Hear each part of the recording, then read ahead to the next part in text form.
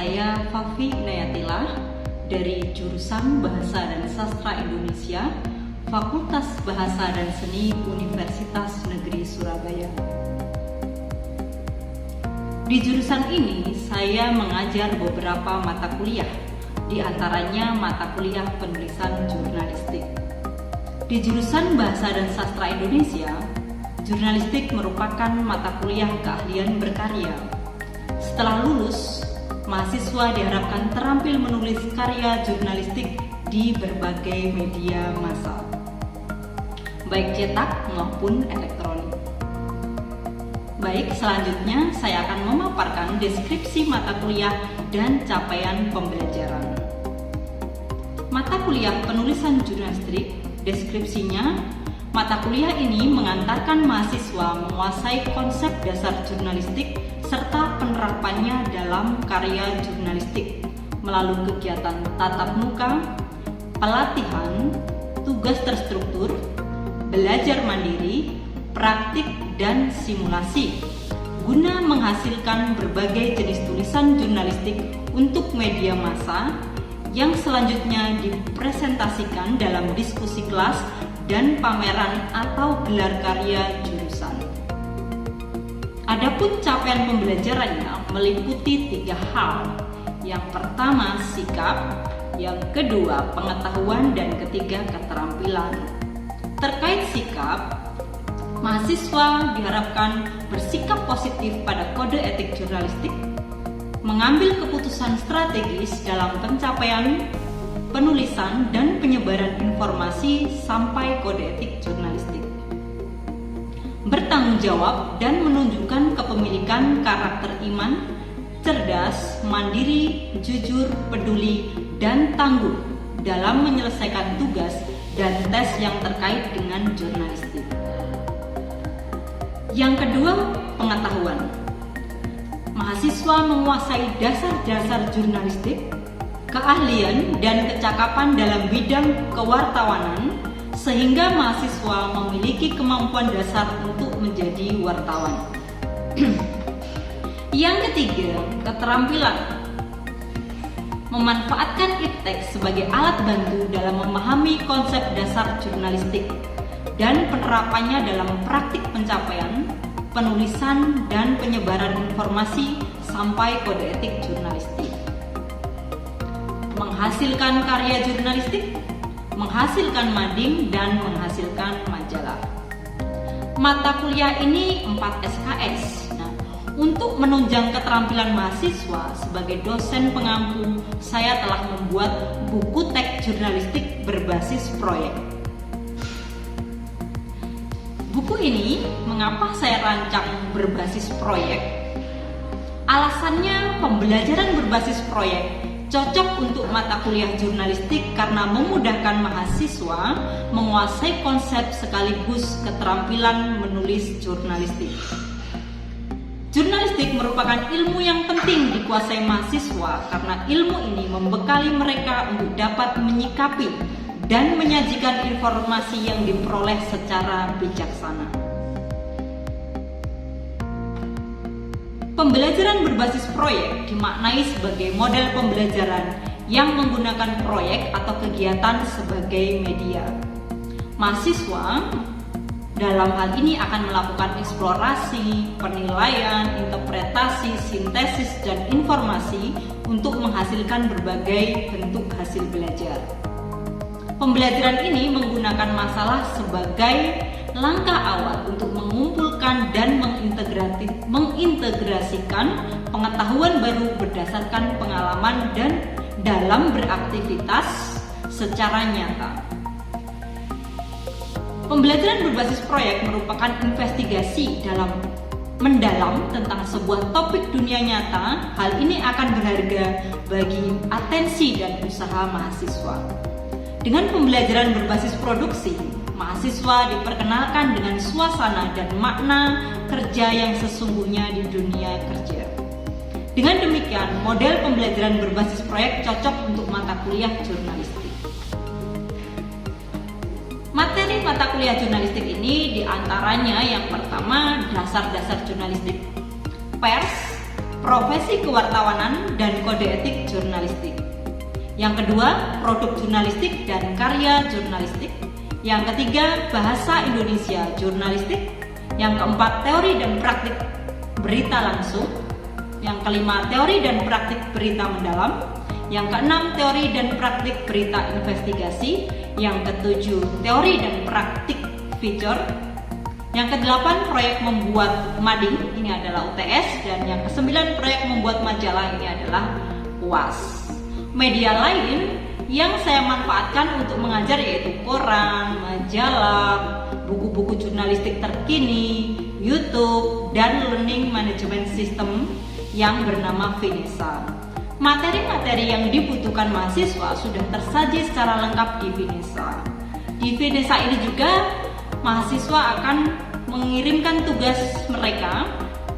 Jadi tugas-tugas mahasiswa nanti terdokumentasi di LMS Finesa. Asesmen yang saya gunakan yang utama yaitu penilaian proyek yang meliputi penilaian proses dan produk.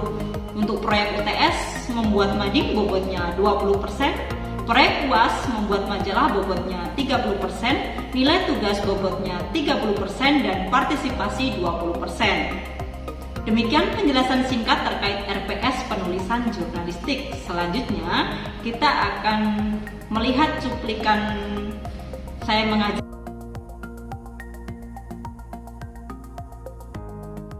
Berikut ini LMS berbasis Moodle Finesa terkait mata kuliah penulisan jurnalistik. Pada bagian awal ada mata kuliah, capaian pembelajaran, deskripsi mata kuliah, dan identitas dosen. Pada pertemuan 1, materi pengantar jurnalistik berisi dasar-dasar jurnalistik, pers, profesi kewartawanan, dan kode etik jurnalistik. Kode etik jurnalistik, ya.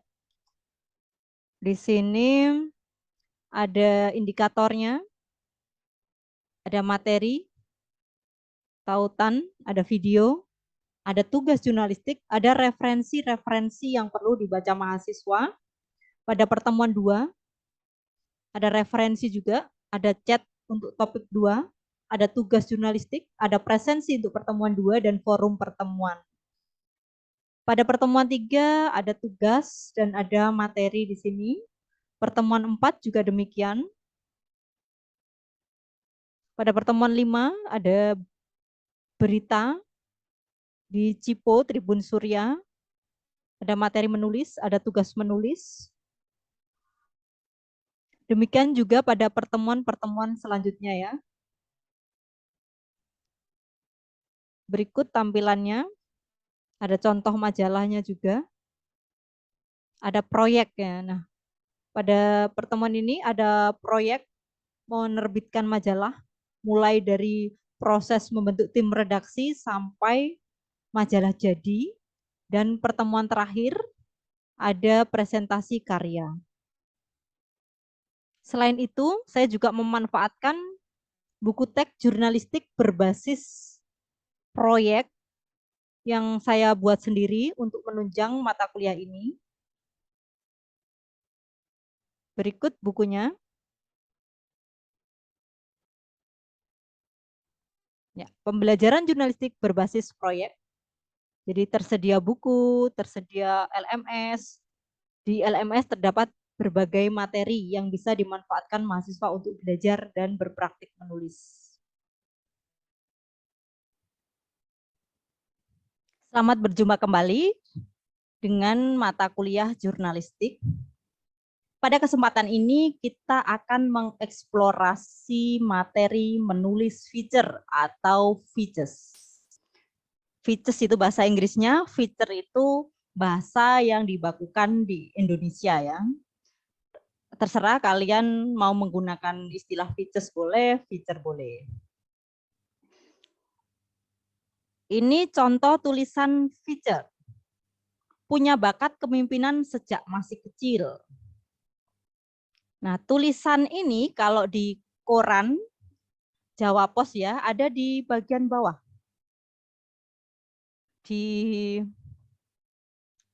Kalau di bagian atas-atasnya termasuk jenis berita. Ada yang sudah pernah mencoba menulis feature? Ada? Belum pernah, Ibu. Oh, belum pernah. Ya. Baik, kita lanjut ya. Karena belum pernah, kita akan melihat ya materi tulisan feature itu seperti apa. Jadi, kisah yang pernah dilihat, dialami, didengar, dirasakan, itu adalah bahan feature. Bukan sesuatu yang dipikirkan atau dianalisis. Kalau sesuatu dipikirkan dan dianalisis, nanti menjadi tulisan jurnalistik opini ya. Opini, kalau di koran itu biasanya juga ada tulisan opini, di majalah juga ada tulisan opini. Kalau feature ini sesuatu yang dilihat, dialami, didengar, dan dirasakan. Karakter feature atau ciri-ciri khususnya. Kisahnya berdasarkan fakta, bukan khayalan dan bukan opini. Nah, strategi menulis feature bagaimana? Yang pertama, pengalaman sendiri. Tanpa mengalami mustahil menulis feature. Nah, seperti tahun-tahun sebelumnya ketika saya mengajar materi ini, hal pertama yang dilakukan mahasiswa itu menulis feature tentang dirinya sendiri. Setelah itu, misalnya menulis feature tentang kisah temannya. Seperti itu ya. Jadi memang sesuatu yang dialami. Kalau tidak dialami, tidak bisa ditulis menjadi feature. Kalau tidak dialami orang lain, apa tidak bisa menjadi feature? Bisa. Tapi kan digali dulu, diwawancara, diamati, seperti itu. Seperti itu ya. Misalnya di sini saya melihat wajahnya Miftahul Afifur Rahman ya. Berat badannya berapa? Halo Miftahul. 80. 80. 80, Bu. Ya. 80. Nah, saya mau menggambarkan Miftahul. Miftahul, tingginya berapa ya tingginya? 160, Ibu. 160. Kalau artis itu mirip siapa ya? Maksudnya yang postur-posturnya mirip Miftahul ada nggak? Halo, yang suka nonton TV ada nggak? Kira-kira kalau mau menggambar, kurang tahu ya? Mungkin Mas Miftahul itu mirip itu, Bu. Dar Boy Gang. Bondar Bogeng. Dar Ada Boy lagi Gang ya? yang penyanyi dangdut itu loh, Bu. Oh, saya malah nggak tahu. Kalau YouTuber ada nggak ya? Nggak ada. Kalau penyanyi itu mirip Agnes Kamaleng itu loh Bu, Oh mukanya. iya, Atmis ya? Ya Ya, bener yang suara ini. Itu nyanyi lagu apa Atmis itu? Yang itu loh Bu. Apa ya? Yang Saya terima lagu ini tuh loh Bu. Saya lupa judulnya Bu. ya judulnya apa? Ada lagu Hanya Rindu itu juga. Luar biasa, Bu. Oh Judulnya iya ini. Ya itu betul. Ini. Misalnya gini, jika Anda penyuka lagu Cinta Luar Biasa, pasti tidak asing dengan Atmis gitu. Sosok seperti itu. Maaf ya, ini bukan body shaming, hanya mau apa ya? saya nanti takut ini kena undang-undang ya. Saya kan mau mendeskripsikan kita itu.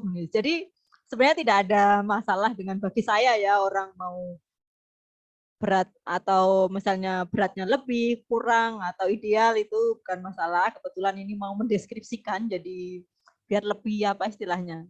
Lebih connect ya, lebih klik gitu caranya seperti itu. Deskripsi ya. Nah, narasi itu menceritakan. Di sini ada contoh cerita seorang anak dan ayah. Ini kebetulan mungkin ayahnya ngomong bahasa Inggris, kalau ayahnya ngomong bahasa Jawa ya bahasa Jawa ya tidak apa-apa. Jadi kalau bahasa asing atau bahasa daerah dimiringkan. You are what you produce. Kamu adalah apa yang kamu hasilkan. Itu kalimat ayah saat melepas saya merantau cacat. Seperti itu ya. Jadi ayahnya itu ngomong ke anaknya yang intinya kamu adalah apa yang kamu hasilkan. Jadi kamu akan dilihat dari karyamu begitu. Ya. Jadilah yang terbaik, nak, seperti itu. Itu mengisahkan ya, karena awalnya seperti itu. Lanjut, kutipan dan dialog. Ini ya, saya tidak berminat maju Pilgub Jatim. Jadi nggak perlulah berspekulasi, ujar Tri Risma dengan wajah dingin ketika ditanya wartawan tentang isu dirinya menjadi pesaing Gus Ipul. Jadi, nah ini anekdot adalah fakta yang mengandung unsur atau selera humor atau kejenakaan. Contoh ya, sudah jatuh tertimpa tangga. Begitulah nasib si Udin. Sudah tahu si Udin? Si Udin yang mau saya ceritakan itu yang lagi viral, Gus Samsudin. Itu kan dia ini ya, pondok apa?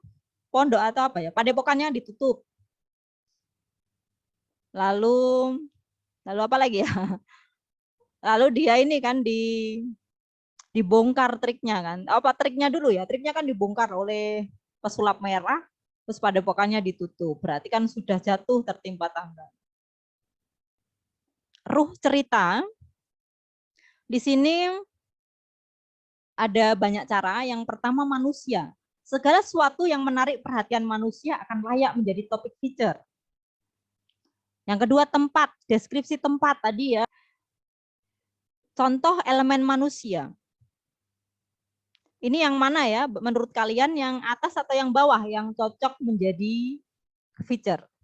Datanya kematian 10.000 orang adalah statistik, tapi kematian 1 orang adalah tragedi. Nah, ini kata Joseph Stalin ya. Jadi 10.000 orang itu statistik angka, tapi 1 orang adalah tragedi. Sekarang yang lagi viral itu kasusnya Brigadir J ya. Dia meninggal 1 orang kan, itu kan tragedi. Seperti itu ya. Assalamualaikum warahmatullahi wabarakatuh. Waalaikumsalam warahmatullahi wabarakatuh. Perkuliahan kita tinggal 1 bulan. Tugas terakhir yaitu proyek membuat majalah. Selama perkuliahan jurnalistik, target bisa menulis 2 jenis tulisan. Yang pertama adalah berita, atau berita langsung atau news. Dan yang kedua adalah feature, berita bercerita. Nah, setelah itu, target secara keseluruhan adalah menulis majalah. Di dalam menulis majalah, boleh menggunakan berita langsung tapi mendalam, boleh juga feature, bergantung kebutuhan. Yang pertama, membentuk tim redaksi majalah. Jadi minggu ini, tiap kelompok membentuk tim redaksi majalah. Jadi laporannya per kelompok, ada susunan tim redaksi. Pada minggu pertama juga merancang konsep majalah.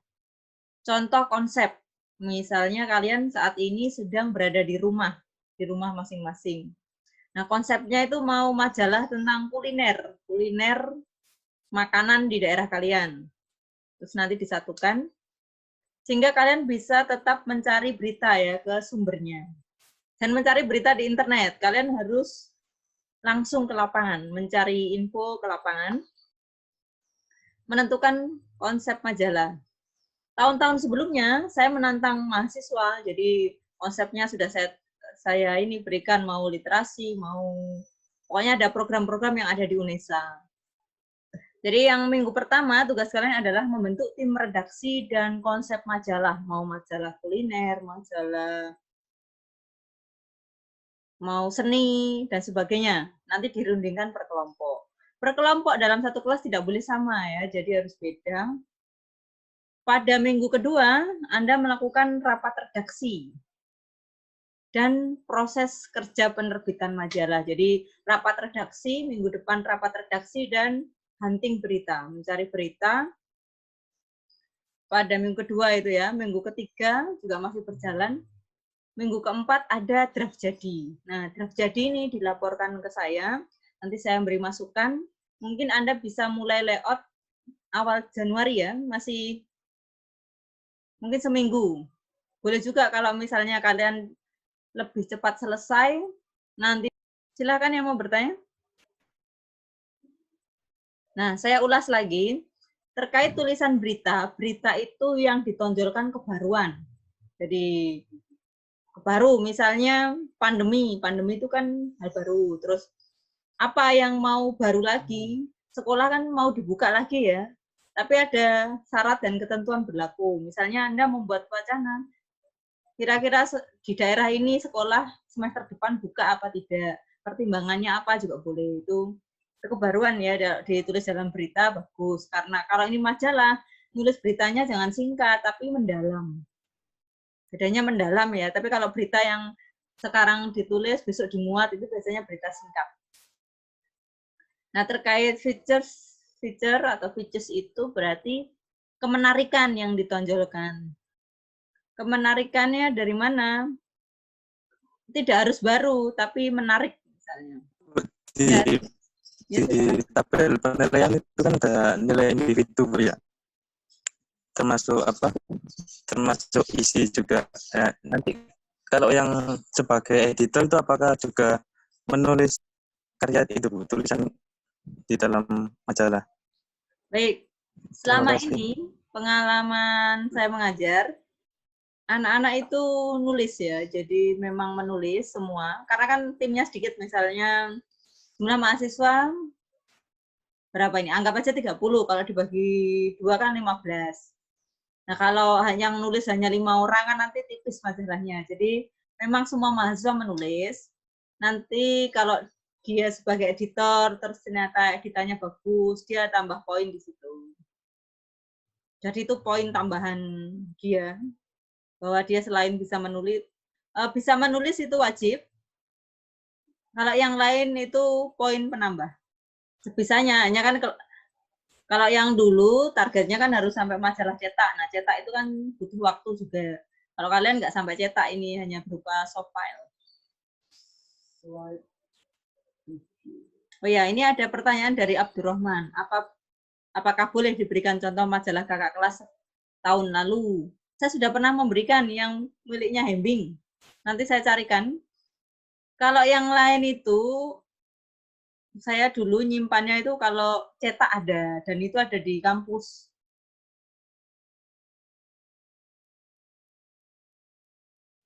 Baik, ini kan kelompok 1.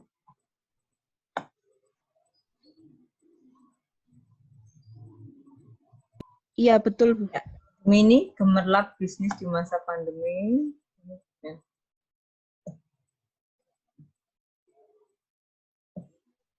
Nah, sebenarnya tidak ada. Kalau kalian baca majalah, apakah ada data pengantarnya? Tidak ada ya? Kalau ini, Bu, saya berdasar ke majalah sekolah dulu. Oh, ya. Maaf, Ya. kalau salah. Ya, tapi kalau editorial, opini yang ditulis oleh ini, Pimret. Nah, ini dipakai kalau untuk merinci ya, kalau tidak merinci, tidak usah. Strategi bisnis di masa pandemi. Sebenarnya kalau waktu itu pada, tapi dalam bahasa jurnalistik, seperti ini aja boleh. Ekonomi kata. Strategi bisnis masa pandemi. Lebih singkat seperti itu. Nah, ini ada yang salah apa tidak ya? Ada yang mau jawab? Peluang bisnis online shop yang menjanjikan. Online shop bahasa asing apa bahasa Indonesia? Kalau Bahasa asing asing. dimiringkan. Nah, nanti untuk kelompok ini diedit dulu. Kontennya sudah bagus, hanya perlu editan. Sama ya kayak semuanya. Coba cek bahasa jurnalistik dulu, diedit dulu. Kontennya udah bagus. Hanya editannya masih belum rapi. Foto-fotonya juga bagus. Ini perlu diperhatikan, tidak boleh dalam jurnalistik paragraf segemuk ini.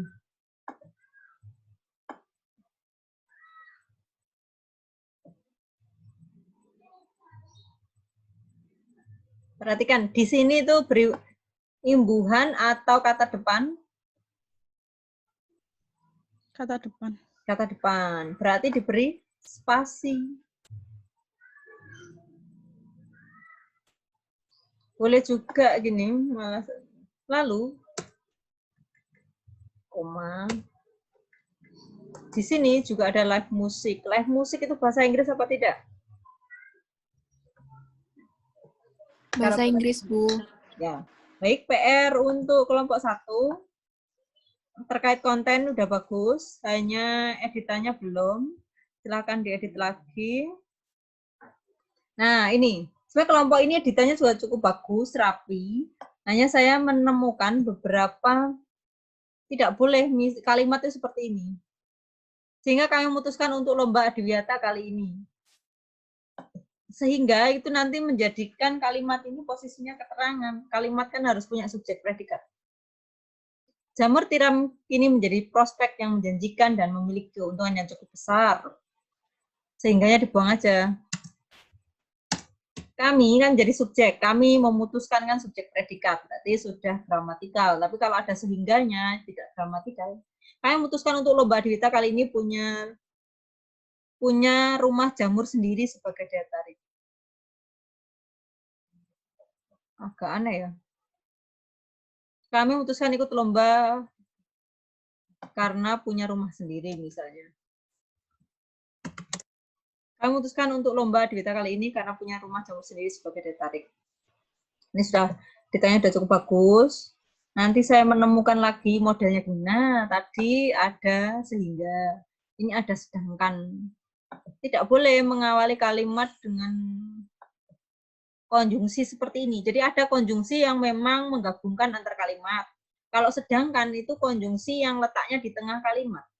Menggabungkan dua kalimat, dua klausa dalam satu kalimat.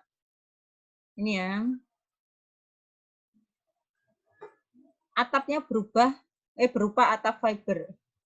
Sedangkan media tanaman jamur disusun pada terserah kali kelompok 3 ini sama kelompok 2 sama, belum ada editorialnya. Nasi boranan kuliner khas Lamongan. Nanti ditambah ya, seperti kelompok 1 tadi sudah ada. Nah ini, Kabupaten Lamongan. Kalau ada kata kabupaten, diikuti nama kabupatennya, berarti tulisannya itu kabupatennya besar, kapital. Kabupatennya diawali huruf kapital.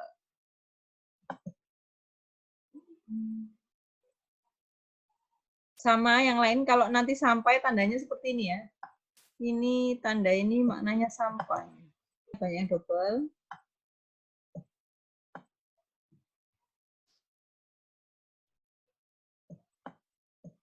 Ya, jadi ini ya. PR-nya ngedit lagi. Ini sebelum tanda koma, sebelum tanda petik diberi koma dulu. Sama kelompok 3 itu problemnya. Jadi diedit dulu jika bukan bahasa baku.